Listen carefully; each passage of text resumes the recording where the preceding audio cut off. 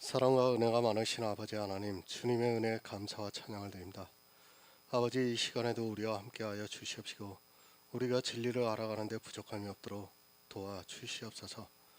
늘 하늘의 소망을 가지고 살아갈 수 있도록 도와주시옵시고, 우리가 정말 이 시대에 진리를 아는 자들이 너무 적지만 그럴지라도 우리가 주님의 힘을 받아서 정말 이 세상에서 이 복음을 전할 수 있는 귀한 사역자들이 될 수 있도록 도와주시옵소서. 모든 말씀 예수 그리스도의 이름으로 기도했습니다. 아멘. 이제 야고보서 2장 1절을 보겠습니다. 신약 성경 372쪽입니다.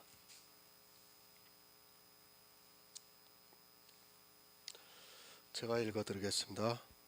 내 형제들아, 영광의 주 곧 우리 주 예수 그리스도를 믿는 믿음을 너희가 받았으니 사람을 외모로 취하지 말라. 아멘. 믿음에 대해서 너무 모릅니다. 믿음이 무엇인지조차 이해를 못하는 사람들이 너무도 많이 있는 것 같아 안타까움을 금할 수 없습니다. 믿음이라는 단어를 사전에서 한 번만 찾아보았으면 믿음이 무엇인가를 쉽게 알 수 있는데도 그것을 모르고 그저 습관을 따라가고 있습니다. 또한 사람이 성경에 기록되어 있는 단어를 얼마나 습관적으로 보고 있는가를 알 수 있습니다. 믿음, 어떤 사실이나 사람을 믿는 마음이라고 사전에 정의되어 있습니다. 그러니까 어떤 일어난 사실에 대해서 믿는 것이고 또 그 사람에 대해서 믿는 것입니다. 내가 무엇을 하는 것이 믿는 것이 아니라 내가 교회에 나가서 신앙생활하는 것은 믿음과는 전혀 상관없는 것임을 단어를 통해서 쉽게 알 수 있습니다. 주 예수 그리스도를 믿는 믿음. 예수 그리스도를 믿으려면 내가 무엇을 하는 것이 아니라 예수님에 대해서 알아야 믿을 수 있다는 말씀입니다. 예수님에 대해서 모르면서 믿는다고 하는 것은 믿음의 기본도 모르는 맹목이지 사실은 믿음이 아닙니다. 그런데 이런 종교적인 행위를 보면서 자기가 믿고 있다고 오해를 하고 있습니다. 믿음이 좋아졌다고 말합니다. 자기가 하는 종교적인 행위를 잘하면 믿음이 좋아지고 또 그 행위가 좋지 않으면 믿음이 나빠졌다고 말합니다. 이런 말은 믿음이라는 단어의 뜻을 전혀 모르고 하는 무식한 말입니다. 믿음이라는 단어의 뜻을 안다면 절대로 이렇게 말하지 않습니다. 그러나 사람들은 자기들이 행하고 있는 종교적인 행위를 보면서 믿는다고 말하고 있습니다. 그것은 신앙생활입니다. 예수 그리스도를 믿는다고 할 때는 예수에 대해서 정확히 알아야 합니다. 머리만 알고 또 팔만 알고 다리만 알고 몸통만 알고 그리고 믿는다고 하는 것은 거짓입니다. 아니, 스스로를 속이고 있다는 것을 깨달아야 합니다. 어떻게 자세히 알지도 못하면서 믿는다고 할 수 있겠습니까? 생각해 보시기 바랍니다. 여러분이 저를 자세히 알지도 못하면서 저를 믿는다고 할 수 있습니까? 있을 수 없는 일입니다. 제가 아무리 믿으라고 해도, 아니 사정을 해도 여러분은 절대로 저를 믿지 않습니다. 그런 사람들이 이상하게도 교회 안에만 들어가면 무조건 믿는다고 말하고 있습니다. 우리가 이성적으로 생각해도 그 믿음이라는 것이 얼마나 허황되다는 것을 쉽게 깨달을 수 있는데 종교에 들어가면 사람이 이상하게 변하는 것 같습니다. 그것은 한마디로 세뇌입니다. 그리고 스스로 믿고 싶어하는 마음에 불과한 것입니다. 스스로 믿고 싶은 것과 믿음은 전혀 다른 일입니다. 내가 누구를 믿고 싶어하는 것과 내가 그에 대해서 바로 알고 내 마음에서 믿어지는 것은 전혀 다른 것임을 알아야 합니다. 저를 믿고 싶습니까? 그렇다면 여러분은 저에 대해서 자세히 알아야 합니다. 저의 마음까지도 알아야 믿을 수 있는 것입니다. 겉모습만 보고 믿는다고 하는 것은 한마디로 속겠다는 이야기와 다를 것이 없습니다. 제가 아무리 성인 군자와 같다 해도 제 마음을 모르고 믿는다는 것은 한마디로 너무도 어리석은 일입니다. 그렇지 않습니까? 제가 마음에 무엇을 가지고 있는지 어떻게 알고 저를 믿는다고 할 수 있겠습니까? 마찬가지로 예수님을 믿는다고 한다면 예수님의 마음까지도 예수님께서 하신 모든 일에 대해서 자세히 알아야 믿을 수 있는 것입니다. 그렇지 않고 믿는다고 하는 것은 자신을 스스로 속이고 있는 것입니다. 그저 남들이 믿으니까 나도 믿겠다고요? 정말 한심한 이야기입니다. 그들이 아무리 이 세상에서 잘난 사람이라 해도 그들이 믿는 것을 나도 믿겠다고 하는 것이 얼마나 어리석은 일인가를 바로 알아야 합니다. 제가 가장 안타까워하는 게 저희 어머니예요. 제가 늘 말씀드리지만 저희 외삼촌이 아주 세상적으로 잘난 사람이에요. 박사예요. 그리고 자수성가형의 사람이에요. 또 목사의 아들이고 그 목사의 아들이 목사가 됐고, 그리고 모든 사람으로부터 존경을 받고. 그러니까 어떻습니까? 저희 어머니는 그 동생이 하는 모든 말에 그냥 다 신뢰를 하는 거예요. 그건 예수를 믿는 게 아니에요. 동생을 믿었던 거지 예수를 믿는 게 아닙니다. 지금 교회 안에 그런 사람들이 얼마나 많이 있습니까? 이 세상에서 정말 유명한, 아니 저 사람이 믿는 것이라면 나도 믿고 싶다고 하는 것은 그 유명한 사람을 믿는 것이지 그 유명한 사람이 믿는 예수를 믿는 것이 절대 아닙니다. 99%를 알아도 못 믿는 것입니다. 내 마음에서 혹시 하는 마음이 있어도 믿지 못하는 것이 바로 믿음입니다. 그런데 어떻게 예수 그리스도를 그렇게 쉽게 잘 믿는지 도무지 이해가 안 됩니다. 교회만 나오면 다 믿는다고 합니다. 성경에 대해서, 아니 성경을 한 번도 안 읽은 사람들이 믿는다고 말합니다. 도저히 있을 수 없는 일들을 하고 있으면서도 깨닫지 못하고 있습니다. 물론 믿음은 단회적으로 주어지는 것입니다. 성경을 다 몰라도 우선 믿음을 주시고 난 후에 알아가게 하실 수 있습니다. 제가 그것을 부정하는 것이 아니지만 그렇다 할지라도 나중에라도 알아가야 하는데 그렇지를 않고 있습니다. 수십 년을 신앙생활했다고 하는 사람들조차 믿음에 대해서 바른 정의를 가지지 못하고 있습니다. 성경은 모두가 예수에 대해서 기록이 되어 있습니다. 그리고 그것은 다 시적인 언어로 비유와 은유로 되어 있습니다. 그것을 알지 못하고 그것이 해석이 안 되고 자기에게 믿음이 있다고 하는 것은 한마디로 어리석은 사람입니다. 믿음이라는 것은 그에 대해서 바로 알아야 생기는 것이지 내가 믿고 싶다고 해서 생기는 것이 아닙니다. 그것은 믿음이 아니라 자기 스스로 마음을 세뇌시키는 것에 불과합니다. 믿음은 주는 것입니다. 내가 아무리 믿고 싶다고 해서 믿을 수 있는 것이 아니라 상대가 나를 믿을 수 있게 해 주어야 한다는 것을 잊지 마시기 바랍니다. 바로 이렇게 믿음을 주시기 위해서 하나님께서는 선지자들을 통해서 이 성경을 기록하게 하셨고, 이 시대 성령의 감동을 받고 있는 성도들이 성경을 보고 믿고 있습니다. 믿음은 그리고 무조건 믿는 것이 아닙니다. 믿음에는 세 가지가 수반이 되고 있습니다. 약속, 능력, 주권입니다. 그가 99번의 약속을 다 지켰어도 단 한 번이라도 약속을 어겼다면 우리는 믿을 수 없습니다. 아버지가 99번의 약속을 지켰어도 단 한 번의 약속을 어겼다면 아들은 다시 약속을 했을 때 혹시 하는 마음이 있는 것입니다. 그런 혹시 하는 마음까지도 내 안에 있다면 그것은 믿음이 아닙니다. 얼마 전에 저축은행 사건이 있었습니다. 은행에 돈을 예금을 하면 반드시 돌려준다는 것을 믿었기 때문에 사람들은 은행에 돈을 저금을 하고 있습니다. 그런데 그것도 이제는 깨지고 있습니다. 이렇게 한번 그 신화가 깨지면 은행에 예금을 하는 사람들은 더욱 안전한 곳으로 가게 되어 있습니다. 단 한 번의 약속이 깨졌을 때 사람들은 혹시나 하는 마음을 가지게 되어 있습니다. 이 약속에 대해서 바로 알아야 합니다. 내가 예수를 믿으려면 무슨 약속이 되어 있고 그 약속이 어떻게 이루어졌는가를 바로 알아야 믿을 수 있다는 말씀.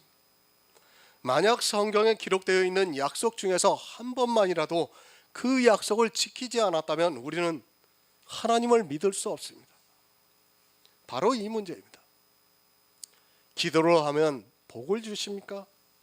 그런 기복신앙이 얼마나 믿음에 대해서 방해를 하고 있는가를 알아야 합니다. 그리고 헌금을 하면 채워주신다고 하는데 그것이 맞습니까? 그런 약속이 되어 있지도 않은데 마치 약속이 되어 있는 것으로 오해를 하고 자기가 헌금을 하면 복을 주실 것으로 알고 있습니다. 그러다가 복을 받지 못하면 자기 스스로 믿음에 대해서 회의적이 되고 자기 믿음이 무엇이 잘못되었는가, 믿는 것이 과연 옳은가 하면서 나중에는 도무지 믿을 수 없습니다. 약속을 바로 알아야 합니다. 그리고 그 약속이 나에게 하신 약속인가 아니면 육적인 이스라엘에게 하신 약속인가를 바로 알아야 합니다. 그런 약속에 대해서 바로 알지 못하면 믿음은 생기지 않습니다. 약속을 이해하지 못하면 절대로 나에게 믿음이 자리할 수 없다는 것을 알아야 합니다. 나와는 아무 상관이 없는 약속이 성경에 기록되어 있는 것을 보고 그 약속을 믿겠다고 하면서 행하다 보면 절대로 이루어지지 않는 것을 보면서 나중에는 의심을 하게 되어 있습니다. 도저히 믿을 수 없게 됩니다. 저 사람은 주는데 나는 안 주고 있습니다. 과연 그런 상황에서 어떻게 믿을 수 있겠습니까? 참 사람들이 어리석어서 그때는 자기가 믿음이 없어서 그렇다고 합니다. 약속이라는 것은 내가 어떻게 하고 안 하고를 떠나 그대로 하면 반드시 주어지는 것이 약속입니다. 그리고 약속은 반드시 주어야 합니다. 저 사람에게 주었으면 나도 주어야 그를 믿을 수 있는 것입니다. 저 사람은 주고 나는 안 준다면 그것은 약속이 아닙니다. 아니, 내가 약속에 대해서 잘 모르고 있는 것입니다. 더구나 하나님의 약속이라면 반드시 주어야 합니다. 그런데도 자기가 믿음이 없다고 생각을 하고 있고 그렇게 가르치고 있습니다. 그런 사람은 정말 믿음이 없어서 결국에는 천국에 못 들어갑니다. 성경에서의 약속을 먼저 이해를 해야 합니다. 모든 약속이 나에게 유효한 것이 아니라 그 약속이 누구에게 유효한 것인지를 살펴보아야 합니다. 아브라함에게 아들을 주신다고 하셨습니다. 그 약속이 나에게도 똑같이 유효하다고 생각하는 사람은 정말 어리석은 사람입니다. 그것은 아브라함의 약속이지 나와는 전혀 상관이 없는 약속인데 그 약속을 나에게도 적용을 시키고 있습니다. 한나에게 아들을 주신다고 했지 나에게 주신다고 하지 않았습니다. 물론 이런 말씀들은 다 영적인 의미를 가지고 있습니다. 육적으로 우리가 해석을 해서는 절대로 안 됩니다. 약속을 바로 알아야 합니다. 성경에 나오는 모든 약속이 나에게 유효한가 아니면 어느 특정한 사람에게 유효한가를 살펴보아야 합니다. 이삭이 거부가 되었다고 나 역시도 거부가 될 것으로 생각하는 것은 너무도 어리석은 일입니다. 그러나 교회 안에 있는 다수는 무조건 믿음의 선진들을 통해 일어난 일들이 자기들에게도 유효한 약속으로 오해를 하고 있습니다. 바로 믿을 수가 없습니다. 약속을 모르고 있는데 어떻게 믿을 수 있겠습니까? 자기에게는 전혀 이루어지지 않는데 어떻게 믿을 수 있겠습니까? 이런 약속에 대해서 오해를 하게 되면 믿고 싶어도 믿을 수가 없습니다. 이런 기복주의 신앙이 얼마나 위험한가를 우리가 바로 알아야 합니다. 우리에게 주신 약속은 이것입니다. 요한복음 6장 51절을 보겠습니다. 신약성경 154쪽입니다. 신약성경 154쪽 요한복음 6장 51절입니다.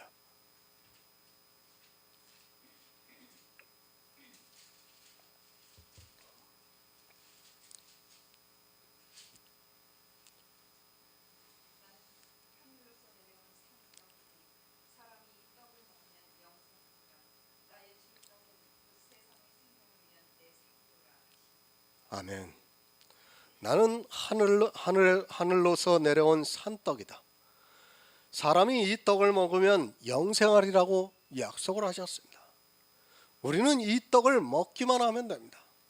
구약의 율법과 연계된 약속이 마치 지금 이 시대 성도들에게도 적용이 되는 것으로 오해를 하지 마시기 바랍니다. 구약의 수많은 약속들은 바로 이 약속을 믿게 하기 위해서 각 사람에게 또는 이스라엘에게 약속으로 하고 이루어 주신 예표들입니다. 그것은 그림자입니다. 구약의 그림자인 그 약속을 마치 지금의 실체처럼 믿어버리게 되면 큰 문제가 발생하게 됩니다. 그 약속들을 통해서 우리가 받은 약속이 이루어지는 것을 믿게 하기 위해서 믿음의 선진들을 통해서 그리고 이스라엘을 통해 약속을 해주시고 이루어 주셨습니다. 그리고 이제 주님께서 다시 오시는 그 약속이 남아 있습니다. 다시 오셔서 우리를 데려가신다고 하신 그 약속을 어떻게 믿을 수 있느냐면 바로 구약의 그림자를 보면서 하나님께서 이렇게 약속을 이루셨다는 것을 보면서 믿을 수 있게 됩니다. 그림자로 보여주신 약속들의 이행을 보면서 다시 오시는 주님을 우리가 이 시대를 살면서도 소망을 가지고 믿을 수 있다는 말씀입니다. 그 다음에는 능력입니다.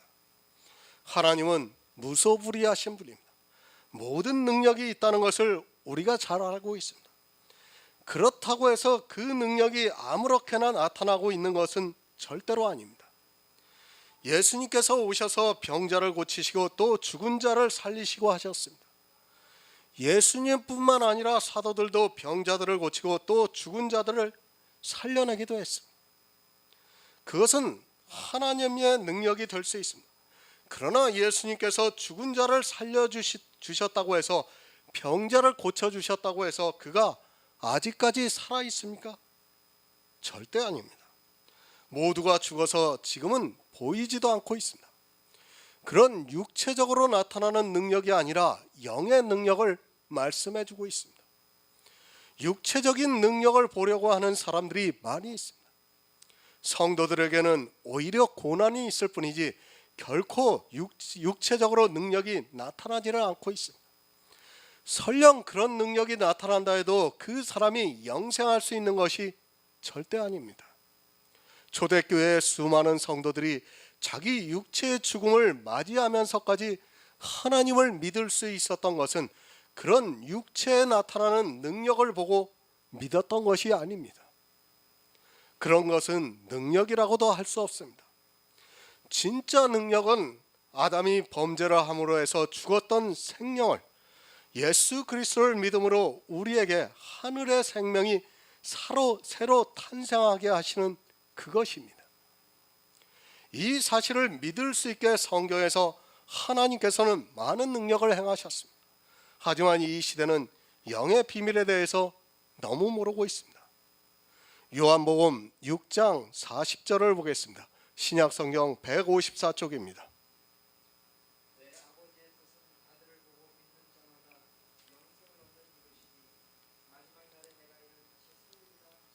아멘.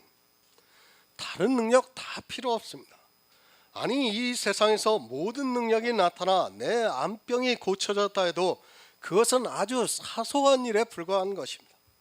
암병이 고쳐져서 10년을 더 살았으면 뭐 하겠습니까?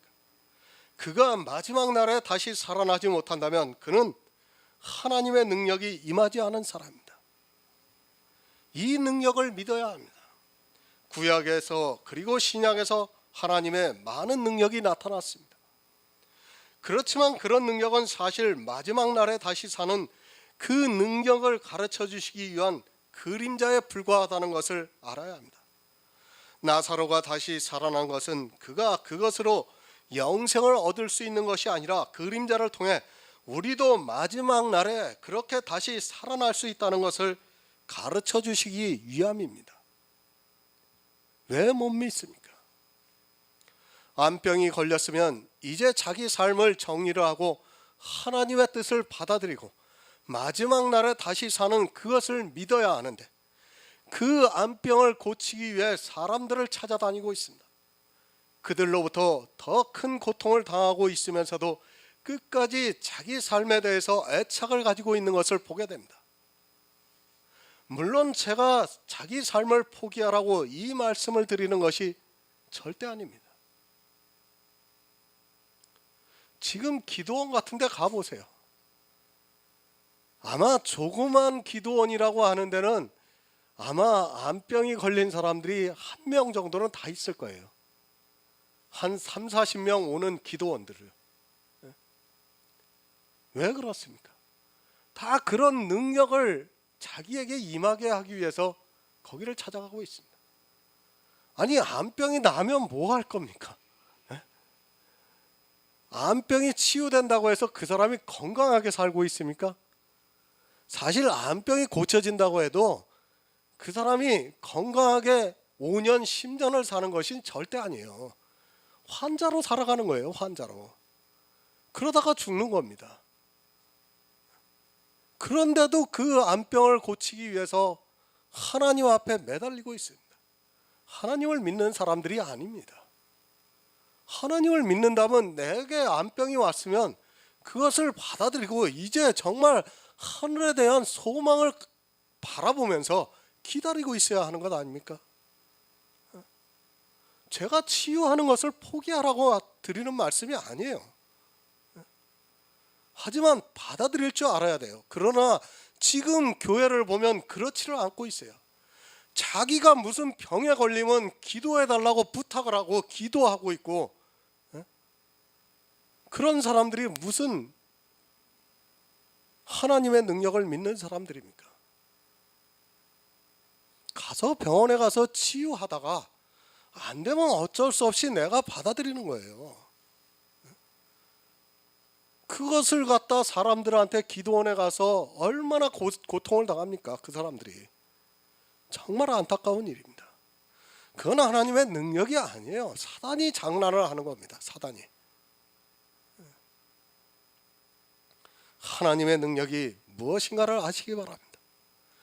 나에게 해당되는 그 능력은 예수 그리스도를 믿음으로 내 안에 그리스도의 영이 탄생을 하고 마지막 날에 신령한 몸을 입혀 다시 살려서 예수와 함께 천국에서 모든 축복을 누리는 그것입니다. 그 능력을 믿는 것이지 이 세상에서 육체적으로 임하는 그런 능력을 믿는 것은 사실 믿음이라고 할 수 없습니다. 그런데도 그것을 따라가고 있습니다. 능력을 믿으시기 바랍니다.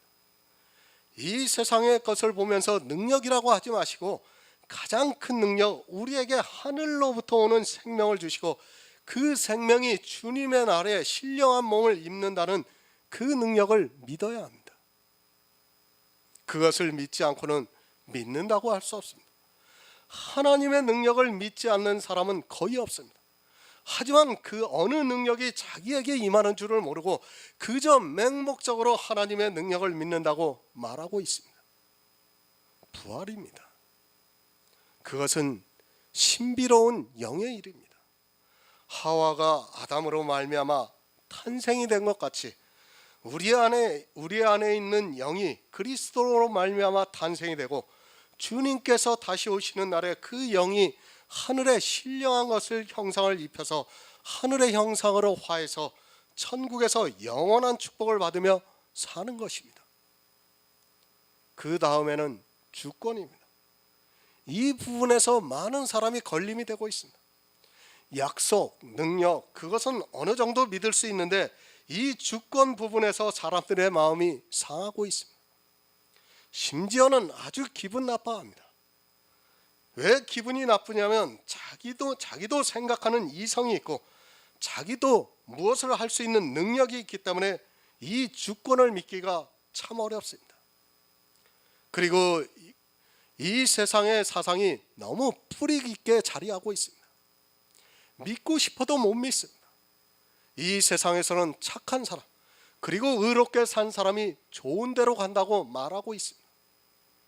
너무도 당연한 생각입니다. 그러나 천국에 대해서 너무 모르기 때문에 그런 생각에 사로잡혀 있습니다. 그리고 주권에 대해서 인정을 하기 싫어합니다. 특히 율법주의자들에게서는 알레르기 반응이 나타납니다. 이 주권을 받아들이지 못하면 거의 100% 율법주의에 사로잡혀 있다고 보면 맞습니다. 자기들이 잘해서 그렇게 잘한 자기들이 구원을 받는다는 것은 너무도 당연한 일입니다. 그런데 아무리 잘해도 구원을 못 받을 수 있다고 하면 아주 기분 나빠합니다. 이 부분 때문에 사실 알미니안주의가 생겨났다고 해도 과언이 아닙니다. 로마서 9장 11에서 12절을 보겠습니다. 신약성경 251쪽입니다. 로마서 9장 11에서 12절입니다.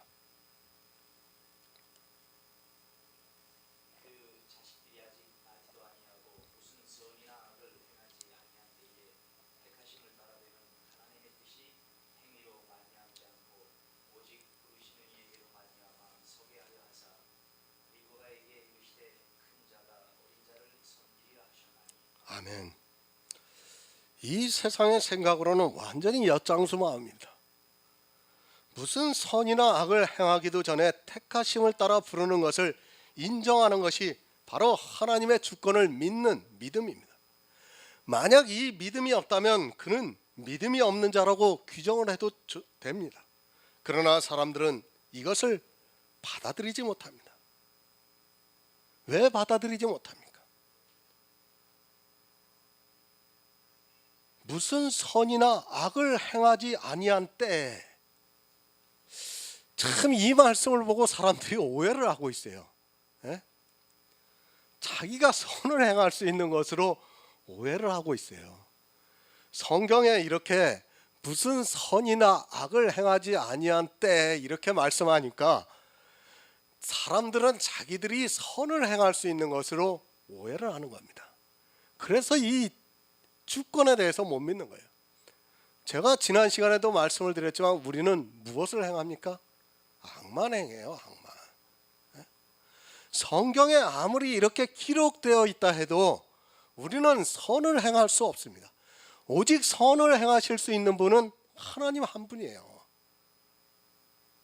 말씀은 이렇게 기록되어 있어도 우리는 무엇만 행한다고요? 악만 행하는 것입니다. 악만. 그런데 이 말씀을 보고 오해를 하는 거예요. 누가 선도 행하고 악도 행할 수 있는 것으로 오해를 하는 겁니다. 그러나 성경을 바로 알면 이런 말씀들을 우리가 바로 분별을 할 수 있는 것입니다. 우리는 선을 행할 수 없습니다. 믿지를 못해요. 그러니까 자기가 선을 행했다고 생각하기 때문에 더욱더 믿을 수가 없는 것입니다. 자기가 평생 교회에 나와서 선한 일을 하면서 신앙생활을 했는데, 그렇게 아주 잘했는데 무슨 선이나 악을 행하기도 전에 하나님이 택하심을 따라 부르시는 이로 말미암아 주권을 행사한다는 것이 어떻게 믿어지겠습니까? 안 믿어지는 것입니다. 왜? 자기가 선을 행했다고 생각하기 때문입니다. 악을 행했다고 생각하는 사람은 이 말씀이 믿어집니다. 그렇죠? 그러나 선을 행했다고 생각하는 사람은 이 말씀이 완전히 엿장수 마음이에요. 그리고 사람은 자기가 잘했으면 당연히 보상을 받고 싶어하는 마음이 있습니다. 그래서 율법을 철저하게 지켰고 성화가 되기 위해서 노력을 했고, 또 남들이 휴가를 갈 때도 나는 참고 주의를 잘 지켰는데 구원을 받지 못한다면 얼마나 억울하겠습니까? 그래서 이 주권을 받아들일 수 없습니다. 특히 교회 안에서 자기가 남들보다 더 잘했다고 생각하는 사람은 이 주권에 대해서 강한 알레르기 반응을 나타내고 있습니다. 무슨 선이나 악을 행하기도 전에 선택을 했다면 내가 해야 할 일이 없다고 생각을 하고 또 그럼 아무렇게나 살아도 되겠네 하면서 주권에 대해서 침해를 하고 있습니다. 정말 성경적으로 말씀드리면 아무렇게나 살아도 됩니다. 그러나 하나님께서 그 영혼을 선택을 하셨을 때는 그냥 놓아두시지 않을 것이라고 저는 믿고 있습니다. 하지만 분명한 것은 강도짓을 하다가 사형을 당하는 한평 강도도 구원을 받았다는 사실입니다. 우리는 성경을 정말 냉철한 이성을 가지고 보아야 합니다. 반드시 성령의 감동을 받아서 보아야 한다는 말씀입니다. 주권을 받아들이지 못하는 가장 큰 이유가 있습니다. 그것은 아직까지 자기가 살아있기 때문입니다. 분명히 사도 바울은 내가 그리스도와 함께 십자가에 못 박혔다고 말씀을 하고 있지만 그것을 안 믿고 있습니다. 내가 죽었다면 사실 교회 안에서 자란 그것도 죽은 자가 한 것이고 그렇다면 하나님의 주권에 대해서 반론을 제기할 필요도 없습니다. 다 죽은 자입니다. 그 중에서 하나님께서 생명을 주시겠다는 말. 어느 한 사람이라도 살아있는 사람이 있다면 하나님은 불의하십니다. 아니 어느 한 사람이라도 선을 행하는 사람이 있다면 하나님은 불의하신 분입니다. 하지만 모두가 악을 행하고 모두가 죽어있는 그 사람 중에서 하나님께서 그래도 우리 인생들을 사랑하셔서 함께 살기를 원하셔서 그 중에서 하나님의 주권으로 생명을 주시겠다는 말씀입니다. 예수님께서 말씀하셨죠. 죽은 자라고 말씀을 하셨어요. 분명히. 그죠? 살아있지만 죽은 자예요. 죽은 자다. 그 죽은 자 악한 중에서 하나님께서 선택을 하시겠다는 거예요. 누가 선을 행했는데 선택을 하시겠다면 하나님은 불의하신 분이에요. 하지만 어떻습니까? 이 시대 교인들을 보면 다 살아있습니다. 살아있는 상태에서는 하나님의 주권이 불의합니다. 왜 불의한가 하면 사람의 이성으로 볼 때 살아있는 사람 중에서 누구는 그래도 다른 사람보다 분명히 잘한 것을 보이고 그것이 사람의 이성으로 판단이 되기 때문입니다. 죽지 않고 살아서 그 결정을 자기가 하려 하고 있습니다. 그리고 교인들이 천국이 누구 것이라는 것을 모르고 있습니다. 믿어야 합니다. 왜 믿어야 하는가 하면 천국의 주인이 누구 것인가를 생각하면 간단합니다. 여러분에게 10억 원이 있다고 생각해 보시기 바랍니다. 그런데 그 중에서 1억 원을 누구에게 주고 싶다고 생각해 보시기 바랍니다. 물론 이 세상에서 가장 선하고 의롭게 산 사람에게 줄 수도 있습니다. 그러나 모든 사람이 꼭 그렇게 하지 않습니다. 자기가 주고 싶은 사람에게 줍니다. 사회에 기부를 한다든지 아니면 학교에 기부를 한다든지 아니면 길가에 앉아있는 거지에게도 줄 수 있습니다. 물론 대부분의 사람들은 그래도 세상이 인정하는 보통의 상식을 따라 행하려 할 것입니다. 그러나 하나님은 사람이 아니라는 것을 알아야 합니다. 1장에서도 말씀을 드렸지만 누구의 아버지십니까? 고아의 아버지시고 과부의 아버지시고 나그네를 불쌍히 여기시는 하나님이라는 것을 먼저 알아야 합니다. 누구를 생각하고 있는가를 먼저 우리가 알아야 합니다. 나 역시도 내 마음에 끌리고 있는 사람에게 내가 가진 재산을 주려고 합니다. 역시 하나님께서도 누구의 하나님이신가를 먼저 알아야 합니다. 나는 내 마음대로 합니다. 그러면서 하나님께서 하나님의 마음대로 하시겠다면 하나님을 불의하다고 말하고 있습니다. 내가 행하는 의로운 것을 보면 안 됩니다. 우리는 모두가 죄인이라는 것을 먼저 인정을 해야 합니다. 그리고 또 죽은 자입니다. 내 행위를 보기 때문에 하나님이 불의하게 보이는 것입니다. 그러나 내가 죄인이라는 것을 먼저 인정을 한다면 절대로 하나님은 불의하신 하나님이 아닙니다. 다 죄인입니다. 내가 볼 때 나는 의롭게 사는 것 같아도 역시 천국에 들어갈 수 있는 의를 가진 것이 아니라는 사실입니다. 죄인이냐 아니냐 하는 관점에서 본다면 우리는 하나님의 선택에 대해서 아무 할 말이 없습니다. 그러나 자기가 의롭다고 생각하기 때문에 무슨 선이나 악을 행하기도 전에 부르시는 이로 말미암아 선택하시는 하나님의 주권이 불의하다고 생각하고 있습니다. 우리는 선을 행할 수 없습니다. 그것을 인정해야지 지금 로마서의 말씀을 받아들일 수가 있어요. 그런데 그 말씀을 인정하지 못하다 보니까 이 로마서의 말씀을 받아들이지를 못하고 있어요. 다 여기서 걸리고 있어요, 사람들이. 물론 사람의 눈에는 차이가 있을 수 있습니다. 그러나 선악과를 따먹는 순간 아담은 정령 죽으리라고 말씀을 하셨습니다. 우리는 이미 아담의 허리에 있을 때 함께 선악과를 따먹었기 때문에 정령 죽을 수밖에 없는 죄인입니다. 그래서 사도 바울이 내가 그리스도와 함께 십자가에 못 박혔다고 말씀을 하고 있습니다. 이 영의 일을 믿음으로 받아들이는 성도는 죽은 자기가 한 모든 행위를 절대로 생각하지 않습니다. 내가 평생 의롭게 살았습니다. 아니, 모든 사람들보다 더 선하고 의롭게 살았습니다. 그러나 그것이 무슨 의미가 있겠습니까? 우리는 이미 예수 그리스도와 함께 십자가에 못 박혔고 이제는 내가 사는 것이 아니라 내 안에 계시는 그리스도께서 사신 것인데 무엇을 주장할 수 있겠습니까? 성경을 바로 알면 절대로 하나님의 주권이 불의하지 않다는 것을 믿을 수 있습니다. 다 죽어야 합니다. 그 중에서 하나님께서 불쌍히 여기시는 고아와 과부와 나그네를 택하시겠다고 주권을 행사하시고 있습니다.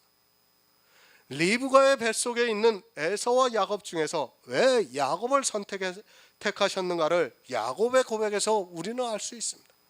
야곱은 나그네라고 자기를 고백하고 있습니다. 창세기 47장 9절을 보겠습니다. 구약성경 75쪽입니다. 구약성경 75쪽 창세기 47장 9절입니다.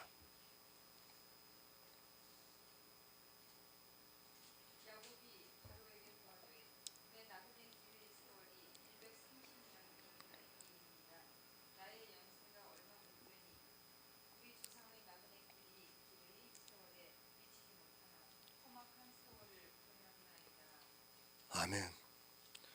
왜 야곱을 선택하셨는가 이해가 됩니까? 에서는 이 세상의 주인이었지만 야곱은 자기 스스로가 나그네라고 고백을 하고 있습니다. 하나님께서는 구약에서 계속해서 고아와 과부와 나그네를 언급하신 것은 바로 그들을 불쌍히 여기시는 마음이 있기 때문입니다. 불쌍히 여기시는 그들을 구원하시는 것이 하나님의 주권입니다. 그가 무슨 선이나 악을 행하기도 전에 마음에 가 있는 불쌍히 여기는 그 사람을 구원하시는 것이 주권입니다. 성도는 나그네입니다. 그리고 고아이며 과부입니다. 하나님께서는 그들을 불쌍히 여기시고 구원해 주시겠다는 말씀입니다. 다 똑같이 죽을 수밖에 없는 죄인이지만 그 중에서 마음이 가는 불쌍한 자들에게 손을 붙들어 주시고 있습니다. 그것이 하나님의 주권입니다. 내 의를 보지 마시기 바랍니다. 내 행위를 보는 순간 나는 하나님의 주권을 침해하게 되어 있습니다. 어느 누구라도 그것을 보면 하나님의 주권을 인정하지 못합니다. 왜 이스라엘이 망했는가 하면 바로 자기들의 행위를 보고 있었기 때문입니다. 하나님의 주권을 인정할 수 없었고 자기들이 당연히 구원을 받을 것이라고 자기들의 행위를 보면서 마음의 부자가 되어 있었기 때문입니다. 그래서 알미니안 주의는 주권에 대해서 부정을 하고 있습니다. 아니, 인정할 수 없습니다. 그리고 또한 율법주의자들은 절대로 하나님의 주권에 대해서 믿지를 못하고 있습니다. 율법을 잘 지켜야 하는데 하나님의 주권을 인정하게 되면 자기들이 지키고 있는 그 율법의 의가 별것이 아닌 것으로 변하기 때문에 더욱 믿지를 못하고 있습니다. 믿음의 세 가지 조건입니다. 이 믿음은 성령의 감동하심에 따라 받는 것입니다. 내가 믿고 싶다고 해서 믿는 것이 아니라 이 믿음 또한 하나님께서 주셔야 합니다. 그래서 야고보는 너희가 받았다고 말씀을 하고 있습니다. 내가 믿을 수 있게 감동을 해주시고 있기 때문에 이 세 가지를 통해서 믿을 수 있는 것입니다. 약속, 능력, 주권을 통해서 내가 믿을 수 있다는 말씀입니다. 믿음은 내가 믿고 싶다고 해서 믿어지는 것이 절대 아닙니다. 내가 천국에 가고 싶다고 해서 가지는 것이 절대로 아니라는 것을 먼저 인정을 해야 합니다.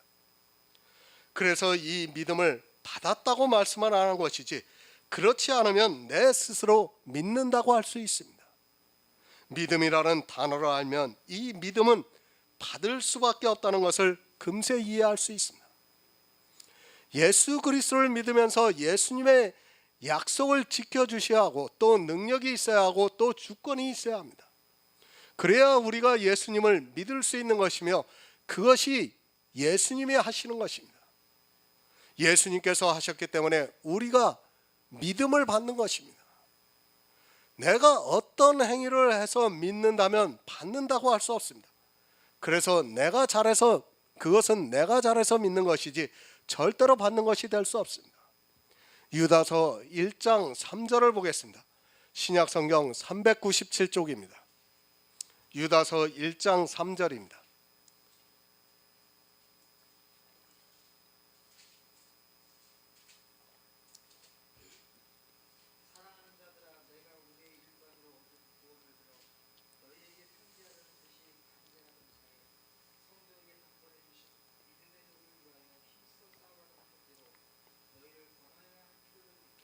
아멘. 믿음은 주셔서 받는 것입니다. 내가 아무리 믿고 싶어도 믿게 해주시지 않으면 믿을 수 없다는 것을 알아야 합니다. 주님께서 약속을 안 지키시는데 내가 믿을 수 있습니까? 믿고 싶어도 믿지 못합니다. 또 주님의 능력이 없는데 내가 믿을 수 있겠습니까? 능력을 보여주셨기 때문에 믿을 수 있는 것입니다. 또 주권이 있어야 합니다. 그래야 그 주권을 따라 내가 비록 나그네 같고 고아와 과부와 같을지라도 믿을 수 있는 것입니다. 믿음은 주시는 것입니다. 그런데 이 믿음에 대해서 너무 모르고 있고, 자기들이 교회에 나왔다고 예수 그리스도의 이름을 부른다고 믿고 있다고 생각을 하고 있습니다. 그것은 마치 불교에서 부처를 보고 믿는 것과 조금도 다르지 않고, 아직도 유대교에 빠져 있는 이스라엘이 하나님을 믿는다고 하는 것과 조금도 다르지 않다는 것을 깨달아야 합니다. 주신 믿음의 도입니다. 나로 하여금 믿을 수 있게 해주셨다는 말씀입니다. 참으로 놀라운 것은 이 믿음의 도가 오히려 가난한 자들에게 주어지고 있다는 말씀입니다. 그래서 심령이 가난한 자는 복이 있나니 천국이 저희 것이라고 예수님께서 말씀을 해주시고 있습니다. 거지 나사로에게 주어지고 있습니다. 얼마나 자기의 의가 없으면 예수님께서 그를 거지라고 표현하셨겠습니까? 이렇게 거지가 되어 본 사람만이 믿을 수 있습니다. 자기의 의가 보이면 절대로 믿을 수 없게 하나님께서 참으로 오묘하고 비밀하게 만들어 놓으신 것이 바로 이 믿음입니다. 이 믿음의 비밀을 아는 성도만이 구원을 받을 수 있습니다. 디모데전서 3장 9절을 보겠습니다. 신약성경 339쪽입니다. 디모데전서 3장 9절입니다.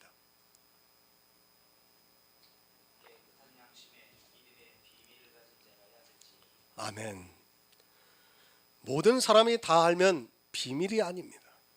이 세상의 상식으로 알 수 있는 것이라면 절대 비밀이라고 말씀을 하지 않습니다. 교회에 나와도 모르는 사람이 더 많기 때문에 믿음의 비밀이라고 말씀을 하고 있습니다. 실제 교회사를 보아도 이 믿음의 비밀을 아는 성도가 지극히 적었다는 것을 쉽게 발견할 수 있습니다. 절대 이해 못합니다. 이 세상의 이성적인 지식으로는 이 믿음의 비밀을 어떻게 이해할 수 있겠습니까? 무슨 선이나 악을 행하기도 전에 부르시는 이로 말미암아 택하는 이 믿음의 비밀을 누가 이해할 수 있겠습니까? 교회에 나와서 아니 수십 년 죽을 때까지 신앙생활을 하면서도 깨닫지 못하는 것이 바로 이 믿음의 비밀입니다. 믿음은 주는 것이기에 비밀입니다. 내가 믿고 싶다고 해서 믿어지는 것이 아니라 하나님께서 구원을 받은 성도들에게 믿을 수 있게 해주시고 있기 때문에 그것은 비밀일 수밖에 없습니다. 그것을 보여주는 사람에게만 그 마음에서 믿어지기 때문에 아무나 믿을 수가 없습니다. 그 비밀이 성령입니다. 이 세상에서 아무리 지혜가 뛰어난 사람도 성령이 오시지 않은 상태에서는 이 성경을 평생을 연구를 해도 그저 이 세상의 초등학문으로밖에 보이지가 않습니다. 하지만 하나님께서 그 택하신 자들에게 성령을 보내주셔서 성경에서 이 믿음의 비밀을 알 수 있게 모든 진리 가운데로 인도함을 받게 역사를 하고 있습니다. 하늘의 일입니다. 그래서 반드시 성령이 오셔야 합니다. 성경은 참으로 오묘해서 사람의 이성으로도 그대로 보입니다. 그러나 성령이 오시지 않으면 절대로 믿음의 비밀이 허락되지 않습니다. 반드시 성령을 통해서만 우리가 보고 있는 성경에서 믿음의 비밀을 알 수 있고 또 성도들에게 그 믿음이 허락이 되고 있습니다. 안 보여주시면 어떻게 되겠습니까? 사실 보고 싶어도 믿지 못하는 것이, 믿고 싶어도 믿지 못하는 것이 어쩌면 하나님이라고 해도 과언이 아닙니다. 내가 정말 천국에 가고 싶어서 하나님을 믿고 있는데 하나님께서 보여주시지 않으면 도무지 믿을 수가 없습니다. 그렇지 않습니까? 비밀이라는 것은 보여주는 사람에게만 알 수 있는 것이고 또 가르쳐주는 사람만이 알 수 있습니다. 그래서 성령이 오시면 그가 너희를 모든 진리 가운데로 인도하시리라고 말씀을 하고 있습니다. 예수 그리스도의 십자가를 어떻게 믿을 수 있겠습니까? 사실 이 세상의 이성적 지식으로는 믿고 싶어도 믿을 수 없는 것이 바로 십자가입니다. 내가 지은 죄를 그리고 앞으로 지을 죄까지 모두 십자가를 통해서 없애버리셨다는 것을 어떻게 믿을 수 있겠습니까? 그러나 믿음의 비밀을 받은 성도들은 그것이 믿어집니다. 성령이 감동을 해주셔서 마음에서 믿어지고 있다는 말씀입니다. 그러나 교회에 나와서도 믿어지지가 않습니다. 믿어지지가 않기 때문에 아직도 죄와 싸우려고 애를 쓰고 있는 사람들이 너무 많이 있습니다. 죄를 마음 놓고 지라고 이 말씀을 드리는 것이 아니라 우리는 태생적으로 죄인일 수밖에 없다는 것을 인정하고 받아들여야 하는데 그렇지를 못하고 있습니다. 예수 그리스도와 나는 한 몸입니다. 그럼 예수 그리스도께서 하신 모든 것은 내가 한 것입니다. 물론 육체적으로는 어쩔 수 없는 죄인으로 살아가고 있지만 내 영혼의 문제에 있어서만은 예수 그리스도로 말미암아 온전케 되었다는 것을 믿어야 합니다. 그러나 그것이 믿어지지가 않고 있습니다. 믿어지지가 않기 때문에 자기가 행위로 무엇을 잘해보려고 애를 쓰고 있습니다. 율법주의는 믿음이 없습니다. 믿음이 있다고 하면서 율법을 지킨다는 것은 사실 거짓말을 하고 있거나 아니면 자기가 속고 있는 것입니다. 믿음의 비밀을 가지고 있는 성도라면 당연히 율법을 버려야 하는데 예수 그리스도를 믿는다고 하면서 십자가에서 폐하신 율법을 아직도 지키고 있습니다. 갈라디아서 3장 12절을 보겠습니다. 신약성경 305쪽입니다. 신약성경 305쪽 갈라디아서 3장 12절입니다.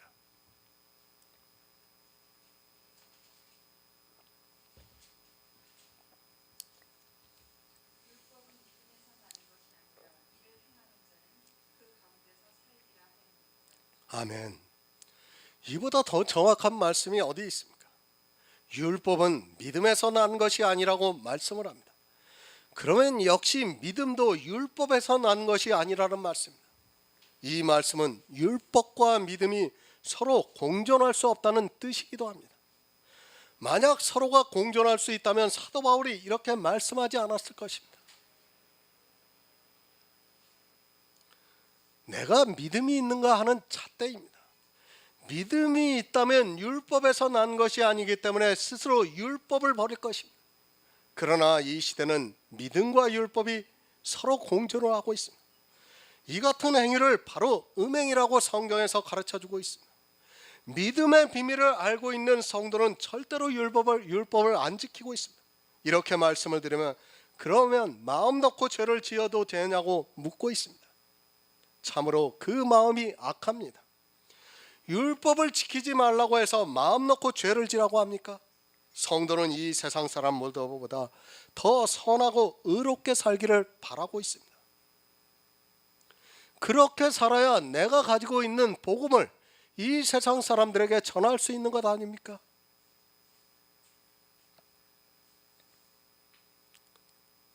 지난번에 어떤 프로그램을 보니까 신학자들이 나와서 이제 그 미국의 신학자들이 나와서 이제 성경에 대해서 얘기를 하면서 사도 바울이 성경을 너무 잘못 썼다고 이야기를 해요.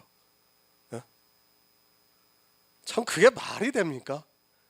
이방인들을 믿게 하기 위해서 사도 바울이 율법에 대해서 너무 관대하게 성경을 기록했다고 그렇게 말하고 있어요.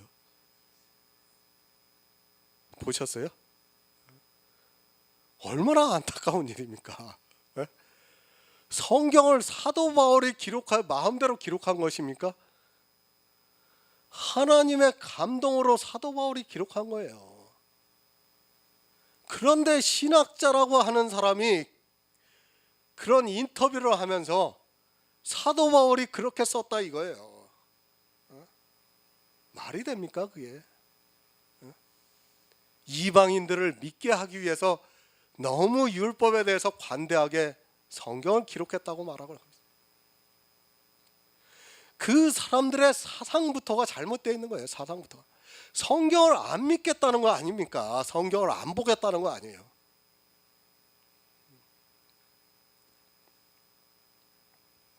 정말 안타깝습니다. 율법이라는 것은 그렇습니다. 교회가 종교화되면 될수록 율법을 강조하게 되어 있고 그 안에서 서로 자기들끼리 의롭다 하고 있습니다. 하지만 세상 사람들이 볼 때 그것을 지키고 있는 그리 지키고 있는 주일이라는 것은 하나도 의롭지 않은 것입니다. 그럼 하나님께서 의롭다 하십니까?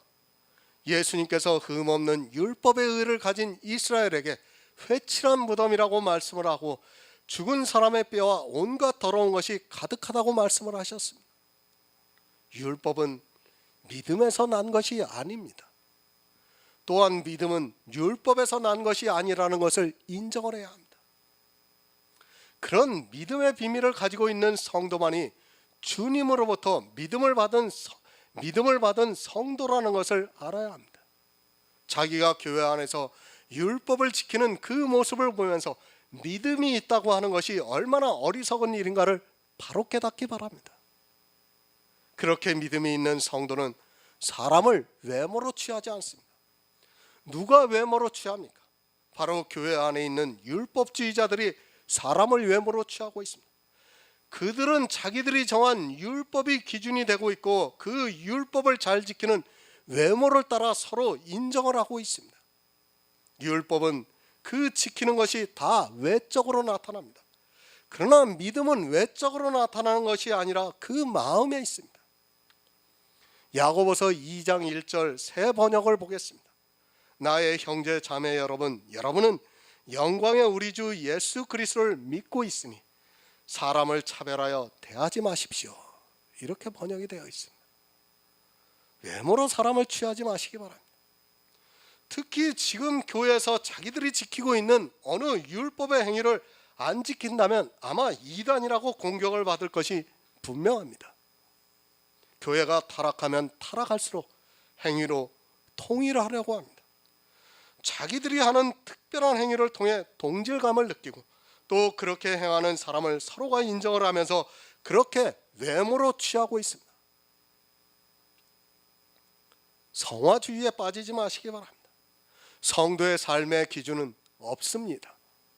그리고 그러나 성화주의는 자기 육체를 아직 십자가에 못 박지 않았기 때문에 사람의 이성으로 그런 기준을 마음으로 정해놓고 그렇게 살려고 합니다.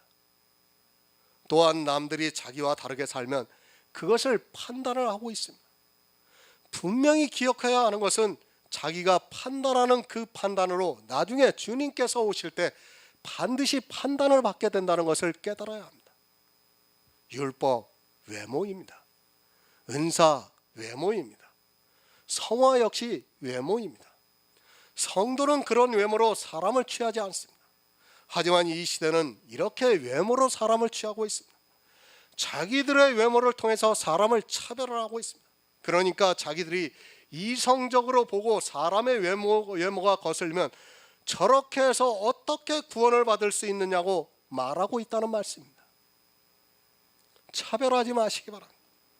하나님께서는 고아도 있게 하셨습니다. 과부도 있게 했습니다. 거지 나사로도 있게 하셨습니다. 그리고 한평강도도 있게 하셨습니다. 하지만 그들을 외모로 취하시지 않고 구원해 주셨습니다. 하지만 교회 안에 있는 사람들은 외모로 사람을 취하면서 정죄를 하고 있습니다. 그 정죄가 자기에게 온다는 것을 모르고 믿음이 없어서 외모로 사람을 판단하고 있습니다. 신명기 10장 17에서 18절을 보겠습니다. 구약성경 278쪽입니다. 신명기 10장 17에서 18절입니다.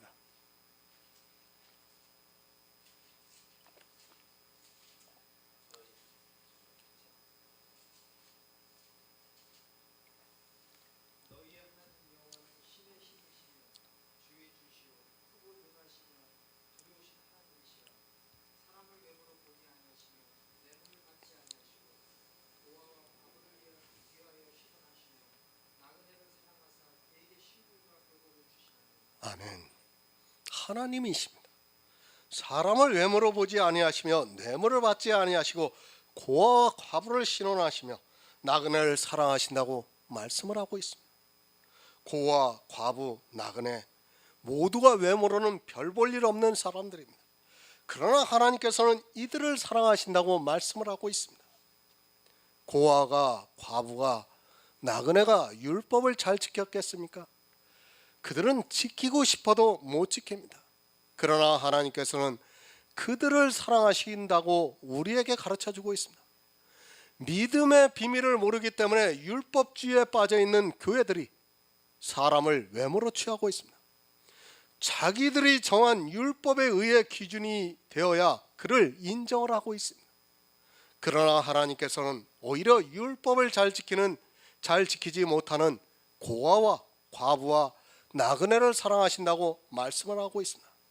그들에게 식물과 의복을 주시고 있습니다. 생명의 떡인 예수 그리스도를 먹게 하시고 또 그로 말미암아 구원의 옷을 입게 해주시고 있다는 말씀입니다. 나그네가 얼마나 그 차림이 초라하겠습니까? 그러나 나그네는 늘 굶주려 있을 수밖에 없습니다. 그런 나그네에게 식물과 의복을 주시고 있습니다. 이 세상에서 나그네로 살아가고 있는 성도들에게 그렇게 해주시고 있다는 말씀입니다. 사람 외모로 취하지 마시기 바랍니다. 말로는 외모로 안 취한다고 하면서 자기들이 지키고 있는 율법에 어느 것을 안 지키려고 하면 아마 이단이라고 쫓아날 것입니다. 그것에 대해서 반대로 하면 그 교회에 나가지도 못하게 할 것입니다.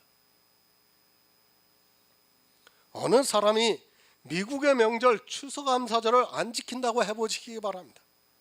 성경에도 없는 추수감사절이라는 것을 만들어 놓고 지키라고 강요를 하면서 외모로 사람을 취하고 있습니다.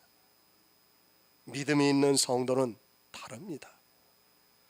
아니, 주님으로부터 믿음의 비밀을 받은 성도는 절대로 이 세상에서 사람을 외모로 취하지 않습니다.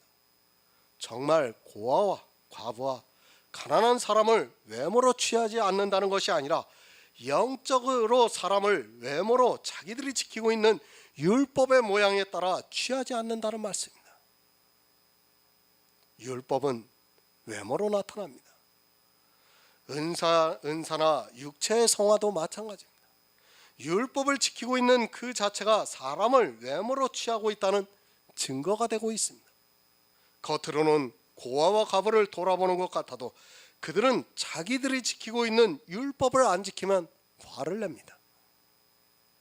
그리고 그것을 지키라고 강요를 하고 있습니다.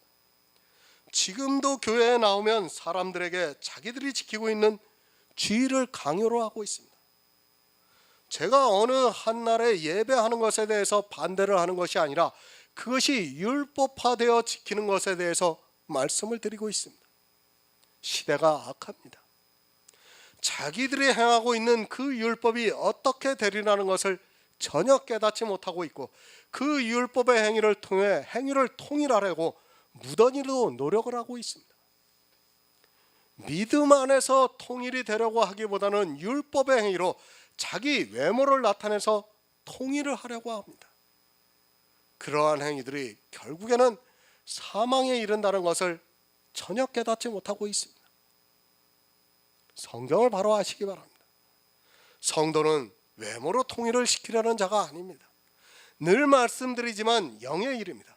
우리 성도는 영으로서 통일이 되어야지 육체의 모양을 내려고 해서는 절대로 안 됩니다.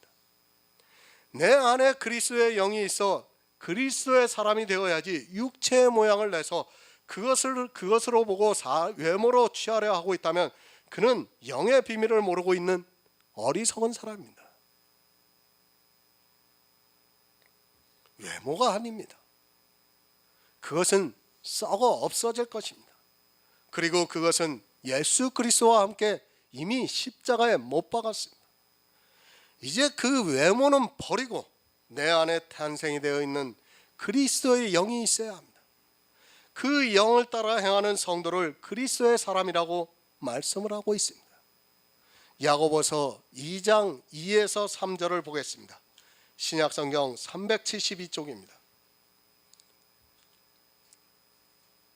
만일 너희 회당에 금가락지를 끼고 아름다운 옷을 입은 사람이 들어오고 또 더러운 옷을 입은 가난한 사람이 들어올 때에 너희가 아름다운 옷을 입은 자를 돌아보아 가로되 여기 좋은 자리에 앉으소서 하고 또 가난한 자에게 이르되 너는 어디 섰든지 내 발등상 아래 앉으라. 아멘. 물론 육적인 모습도 그럴 수 있습니다. 그러나 이 말씀은 그런 육적인 것을 말씀하는 것이 아니라 아름다운 옷과 더러운 옷은 바로 그 사람의 행위를 말씀하고 있습니다. 율법의 행위를 보고 지금 사람을 외모로 취하고 있는 것을 가르쳐서 말씀을 하고 있습니다. 어느 시대를 막론하고 사람은 태생적으로 율법주의이기 때문에 이렇게 외모를 보면서 취하고 있습니다. 지금도 마찬가지입니다. 물론 사람이 외모를 잘 가꾸어야 하는 것에 대해서는 전혀 이견을 달고 싶지 않습니다. 그러나 그것이 율법에 의해 옷이라면, 그리고 육체의 성화에 의해 옷이라면 그것은 심각한 문제가 될 수 있습니다. 교회 안에서 자기들이 정한 율법에 의해 옷을 따라 그를 대접을 하고 그 기준에 못 미치는 사람을 차별하는 것이, 그것은 이 세상에서도 가장 악한 일이라는 것을 바로 알아야 합니다. 예수님께서 똑같은 말씀을 하셨습니다. 바로 부자와 나사로의 비유를 통해서 우리에게 가르쳐 주셨습니다. 부자는 정말 아름다운 자색 옷과 고운 베옷을 입고 있었고, 나사로는 아주 더러운 옷을 입고 있는 거지라고 말씀을 하고 있습니다. 부자는 자기 율법의 의의를 보면서 연락하면서 살았고, 나사로는 너무 더러운 거지 옷과 같은 그 율법에 의해 옷 때문에 상처가 다 드러나 개들이 그 헌대를 핥았다고 말씀을 하고 있습니다. 그 개들은 율법주의자들입니다. 그들은 금가락지를 끼고 있습니다. 자기들이 구원을 받은 성도인 것처럼 행세를 하고 있다는 말씀입니다. 이 금은 생명을 상징하고 있습니다. 지금도 역시 율법주의화 되어 있는 교회에 있는 사람들은 그렇게 자기들이 정한 율법의 의로 옷을 입고 그것을 보면서 연락을 하고 있고, 자기들의 기준에 못 미치는 행위를 하는 나사로와 같은 사람들을 정죄를 하고 있습니다. 교회는 늘 율법주의화 되어 있습니다. 사도들이 살아있는 그 시대에도 가만히 들어온 율법주의자들로 인하여 교회가 혼란을 겪고 있는 것을 성경에서 가르쳐주고 있습니다. 야고보서도 지금 똑같은 말씀을 해주고 있습니다. 사람들은 그렇게 자기들이 정한 율법의 행위에 따르는 옷을 입기를 좋아하고 있고 그것을 보면서 자기가 구원을 받은 것 같이 금가락지를 끼고 다니고 있습니다. 그러나 분명히 알아야 합니다. 내가 보기에는 그 옷이 정말 깨끗하고 아름답게 보일지라도 그 옷은 더럽다는 것을 알아야 합니다.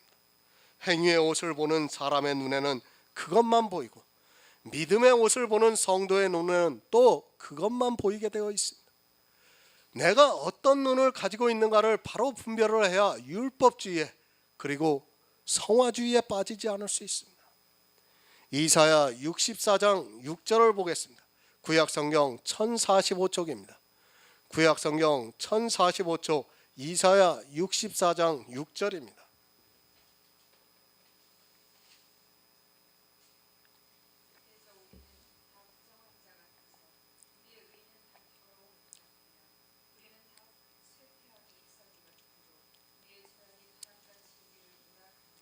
아멘.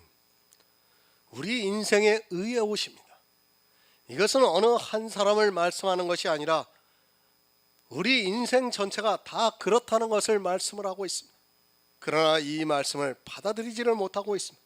왜냐하면 자기들의 눈에 보이는 율법의 행위에 옷이 너무 좋게 보이기 때문입니다. 너무도 아름답게 보이는 그 옷을 보면서 서로 그 옷을 해 입고 싶어서 견디지를 못하고 있습니다. 사람의 눈입니다. 그러나 하나님의 눈으로 볼 때 정말 아름답게 보이는 그 의의 옷이 회칠한 무덤 같다는 것을 분명히 알아야 합니다. 그런 옷을 입고 있는 것을 보면서 사람을 외모로 취한다는 것은 아직 믿음의 비밀을 모르는 어리석은 자라고 생각을 합니다. 영의 눈으로 사람을 보아야 하는데 아직도 육의 눈으로 사람을 보고 있습니다.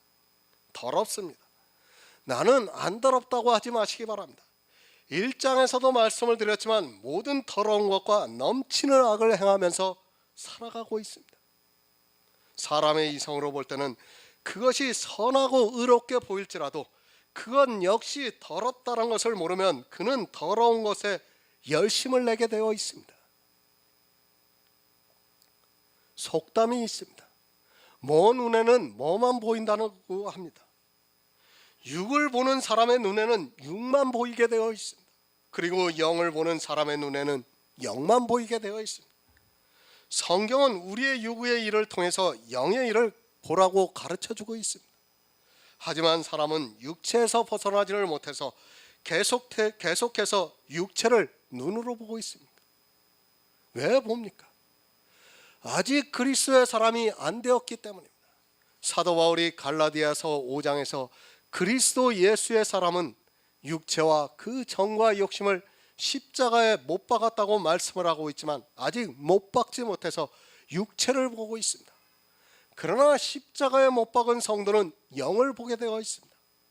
내 눈이 어디를 보고 있는가에 따라서 그 영혼이 구원을 받는다는 것을 깨닫기 바랍니다. 세상에는 나사로도 있고 부자도 있습니다. 꼭 나사로만 구원을 받는다고 예수님께서 말씀하신 것이 절대 아닙니다. 사도 바울과 같은 사람은 부자가 되어 있었습니다. 자기 스스로 고백을 하면서 흠없는 율법의 의를 가졌다고 말하고 있습니다. 우리 성도는 정말 이 세상에서 누가 보더라도 의롭고 선하게 살아가야 합니다. 그것이 나쁘다는 것이 절대 아닙니다. 문제는 율법의 행위입니다. 솔직히 교회 안에서 11조를 1,000만 원 하는 사람과 10만 원 하는 사람이 있다면 어떻겠습니까? 제가 굳이 말씀을 안 드려도 될 것입니다. 아니 11조를 아예 하지 않는 사람과 어떻겠습니까? 차별이 안 되고 있다고 말하지 않을 것입니다. 율법이라는 것은 그렇게 사람을 그 행위의 옷으로 차별하게 만들고 있습니다. 저도 사람이에요. 저도 솔직히 어떤 때는 제 마음에서 차별이 돼요. 저도 사람인지라. 그런데 생각해 보세요. 11조를 1,000만 원 해보세요. 교회 안에서 차별 안 하겠습니까? 이번에 구원파 사건 났는데도 그 11조 많이 하는 사람들을 아주 특별하게 아주 관리했다고 그러지 않습니까? 예? 그 11조를 많이 하는 그 10% 안에 드는 사람들을 아주 그 사람들이 아주 구원파의 핵심이라고 말하고 있지 않습니까? 구원파를 영지주의라고 하는데 왜 영지주의입니까? 11조로 하고 있는데 율법주의입니다. 율법주의. 영지주의가 아니에요. 율법주의입니다. 정말 가난한 자는 자기들의 의를 드러나기 위해서 아주 살갑게 대합니다. 그러나 자기들이 지키고 있는 율법에 대해서 자기들과 같이 입기를 거절하고 있고 또 그렇게 입지를 못하고 있는 사람을 보면 아주 심하게 차별을 하고 있습니다. 지금 이 시대도 역시 율법의 의로 가난한 자들에게 차별하고 있는 것을 볼 수 있습니다. 그래도 억지로 모양을 내려고 하는 사람은 대우를 해줍니다. 그러나 그 모양 자체를 내지 못하는 사람들에게 대해서는 별로 관심을 갖지 않습니다. 교회가 작으면 한 사람이라도 소중하니까 어떻게 하든지 관심을 갖지만 교회가 커지기 시작을 하면 자기들이 하는 행위에 대해서 통일을 시키고 그것에 미치지 못한 사람들을 차별을 하고 있습니다. 이것이 바로 율법의 의의 옷입니다. 다 더럽습니다. 그러나 율법을 지키는 자들은 그것으로 회를 칠하고 있습니다. 겉으로는 회를 칠하면서 아름답게 포장을 하고 있습니다. 그것이 회를 칠하고 있다는 것을 모르고 그저 자기들의 눈에 보기에 좋은 것을 따라가고 있습니다. 그런 외모로 드러나는 옷을 입기를 좋아하지 마시기 바랍니다. 선하고 의롭게 살아야 하지만 율법의 행위의 옷을 그렇게 입는 것은 사망으로 가는 지름길입니다. 성화도 마찬가지입니다. 율법주의도 조심해야 하지만 성화주의 역시 그 옷을 잘 차려입고 있습니다. 내 육체를 가지고 성화가 되려 하지 마시기 바랍니다. 교회 안에는 암묵적으로 성도의 삶의 기준이라는 것이 있습니다. 그래서 그 옷을 교인들이 입고 있습니다.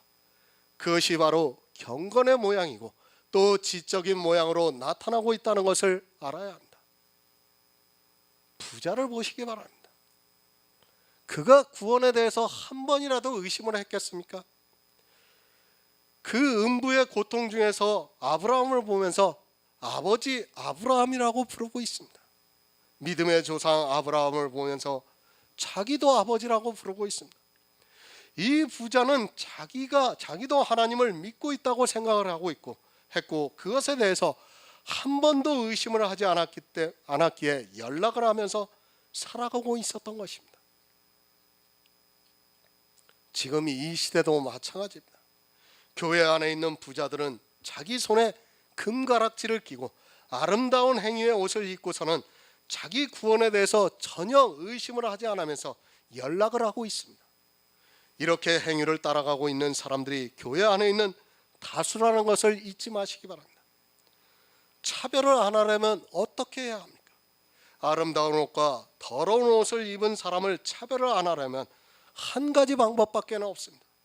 바로 교회 안에서 행위로 통일을 시키려 하는 그 어떤 율법적인 행위와 성화가 되려고 하는 행위를 용납해서는 안 된다는 말씀입니다.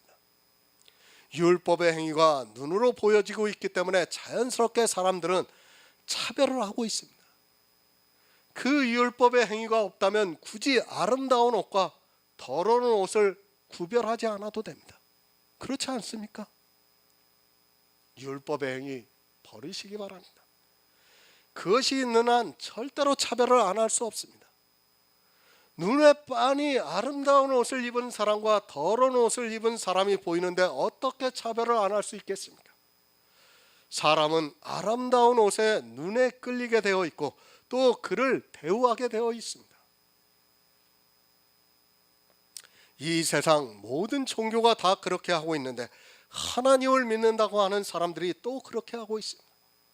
왜 그렇게 하느냐면 영의 비밀을 모르고 믿음의 비밀을 아직 받지 못했기 때문입니다. 눈으로 보이는 것은 아름다운 것이 아닙니다.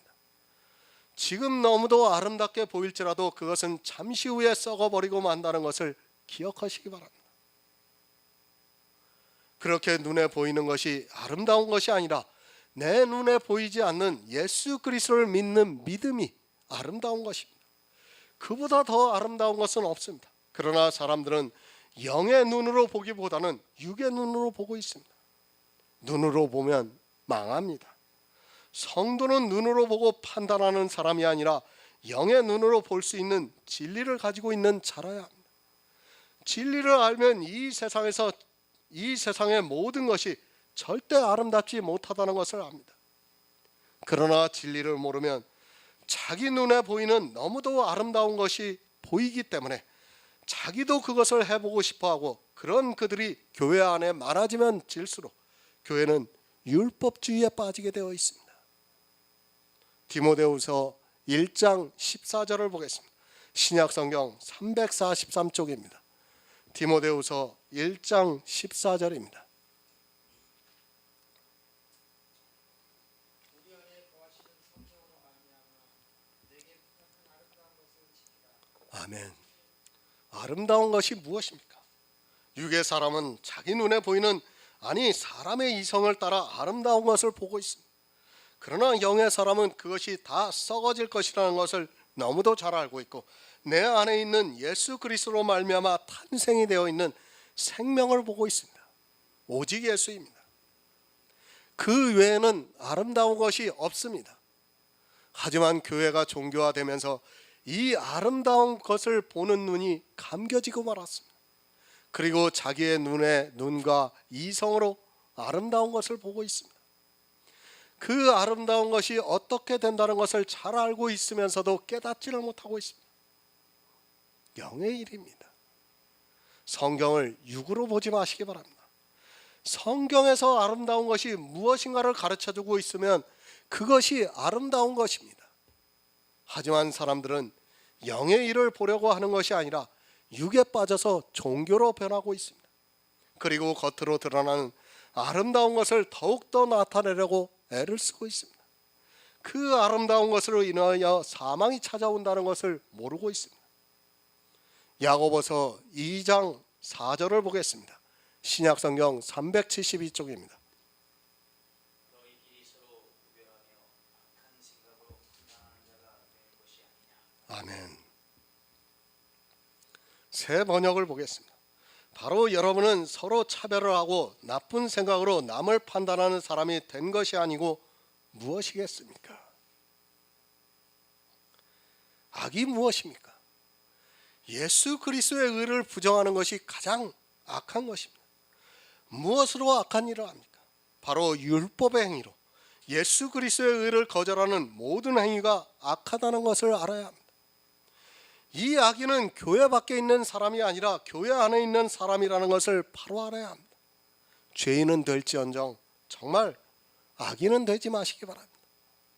거듭 말씀드립니다. 교회 안에는 분명히 의인과 악인이 있습니다. 성경은 악인이 더 많다는 것을 가르쳐주고 있습니다. 하지만 이 악이라는 것이 사람의 이성으로 생각할 때 너무 선하고 의롭게 보이기 때문에 사람들이 이 악을 행하는 일에 있어서 넘치게 하고 있습니다. 무엇으로 구별을 합니까? 바로 자기들이 지키고 있는 율법의 행위의 옷을 보면서 구별을 하고 있습니다. 그 율법의 행위의 옷이 아름다움과 더러운가를 자기들의 눈으로 보면서 구별을 하고 있습니다. 예수 그리스도의 십자가를 모르기 때문에 그렇게 구별을 하면서 판단을 하고 있습니다. 외모로 보면 어쩔 수 없습니다. 내 눈으로 사람의 이성으로 보면 판단을 하지 않을 수 없습니다. 그것이 사람의 눈이고 또 이성입니다. 성경에서 무엇을 말씀하고 있는가를 깨닫기보다는 이렇게 사람의 이성을 가지고 성경을 보다 보니까 서로 구별을 하게 되어 있습니다. 자기들이 교회 안에서 행하고 있는 행위들을 보면서 구별을 하고 있습니다. 그것이 얼마나 악한 일인가를 모르고 있습니다. 예수 그리스도의 십자가를 모르기 때문에, 아니 그 십자가에서 이 세상 죄를 지고 가셨다는 것을 모르기 때문에 외모로 서로 구별을 하고 있습니다. 지금 이 시대 교회 안에서 자기들의 기준에 충족을 하게 열심을 내고 있는 사람들을 얼마나 대우를 하고 있습니까? 물론 그런 사람들이 필요하다는 것에 대해서는 반박을 하고 싶지 않습니다. 그러나 구별을 하면 안 됩니다. 그 자체가 하나님의 분복을 인정하지 않는 일이기 때문입니다. 분명히 하나님께서는 다양한 사람을 이 세상에 두셨습니다. 때로 누구는 도무지 이해가 안 될 정도로 세상을 살아갑니다. 그럴지라도 그 역시도 하나님께서 지으셨다는 것을 믿으면 절대로 구별을 해서는 안 됩니다. 이스라엘이 무엇으로 구별을 했습니까? 바로 할례입니다. 할례를 하지 않은 사람은 개 취급을 했습니다. 하나님께서는 마음의 할례를 행하라고 했지만 이스라엘은 그렇게 외모를 보고 구별을 했습니다. 지금 역시 할례와 같은 것이 바로 교회 안에 있는 11조라 해도 별로 틀린 말이 아닙니다. 그 악한 것으로 판단을 하고 있고 판단을 받기 싫어서 11조를 하고 있습니다. 그 11조로 진노에 빠진다는 것을 모르고 행위를 통일시키려고 그렇게 노력을 하고 있습니다. 요한복음 7장 24절을 보겠습니다. 신약성경 156쪽입니다. 신약성경 156쪽 요한복음 7장 24절입니다.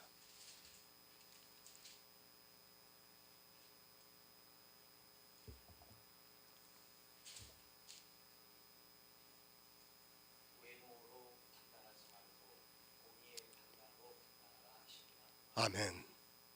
누구에게 하시는 말씀입니까?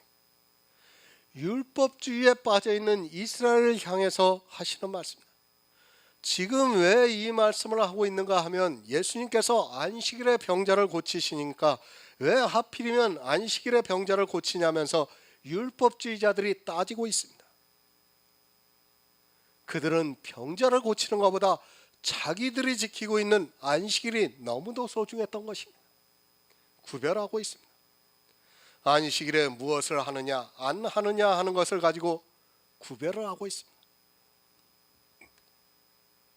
지금 이 시대도 주일에 해서는 안 되는 일이 있고 해야 하는 일이 있습니다.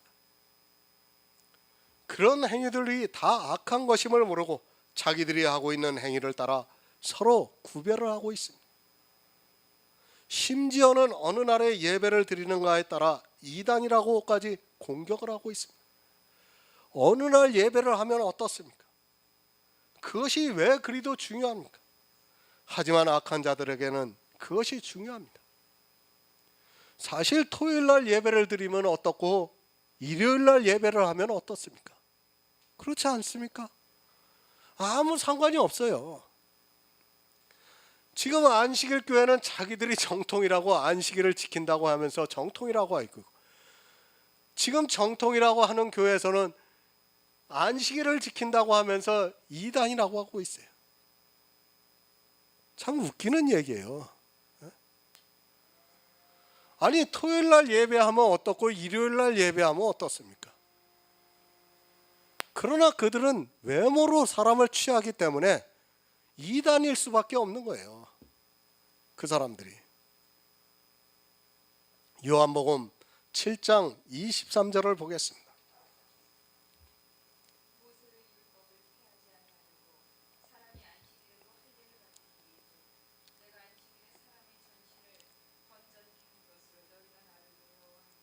아멘. 지금 이 시대도 똑같습니다. 왜 날이 많은데 하필이면 자기들이 지키고 있는 안식일에 하느냐는 것입니다. 안식일에 자기들이 생각으로는 해서는 안 되는 일을 예수님께서 하시면서 병자를 고치니까 그것을 참지를 못하고 있습니다. 율법의 행위는 이렇게 외모로 그냥 나타나고 있습니다. 그리고 판단을 합니다. 그것이 얼마나 악한 일이라는 것을 모르고 있습니다. 이스라엘이 외모로 자기들이 지키고 있는 율법의 의로 사람을 취하려고 하다가 결국에는 예수 그리스도를 십자가에 못 박아 죽이고 말았습니다. 그 시작이 바로 율법이라는 것을 우리가 잊어서는 안 됩니다. 그까지 안식일이 무엇이기에 그것을 지키고자 하는 외모 때문에 결국에는 가장 큰 악을 저지르고 말았습니다. 이 시대는 안 그렇습니까? 자기들이 만들어 놓은 주의라는 것이 너무도 소중해서 그 날에는 아무것도 하지를 못하고 있습니다. 일생에 단 한 번뿐인 결혼식 날을 잡는데도 그 날을 피해야 합니다. 물론 다른 날을 잡을 수 있다면 좋겠지만 부득이하게 그 날을 잡게 되면 교회에서 외면을 하고 있습니다.